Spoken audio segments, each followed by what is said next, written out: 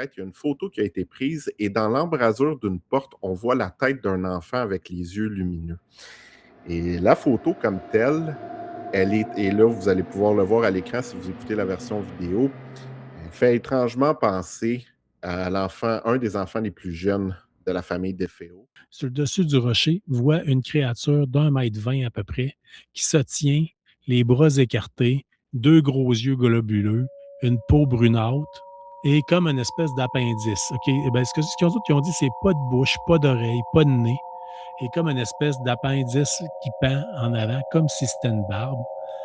Et ça, c'est la première observation qu'ils ont eue directement de la créature. La créature se tient là, les observe, puis finalement disparaît. Et il y a une équipe de secours, les autorités japonaises ont dépêché un hélicoptère sur place afin d'aller faire des recherches pour trouver les deux randonneurs disparus.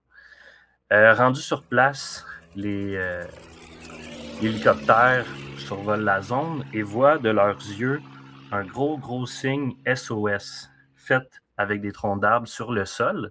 Donc, eux, ils font pas ni une ni deux. Ils décident d'atterrir dans la zone et après quelques dizaines de minutes de recherche, tombent sur les deux randonneurs. Mission accomplie, on ramène les randonneurs en hélicoptère, on les ramène jusqu'à la ville. Rendus à la ville, les autorités prennent quelques secondes pour les féliciter d'avoir fait le gros signe de SOS qui a permis d'arriver à les trouver, qui a permis de les trouver. Et, premier coup de théâtre dans l'histoire, les deux randonneurs, c'est pas eux qui ont fait le gros signe SOS.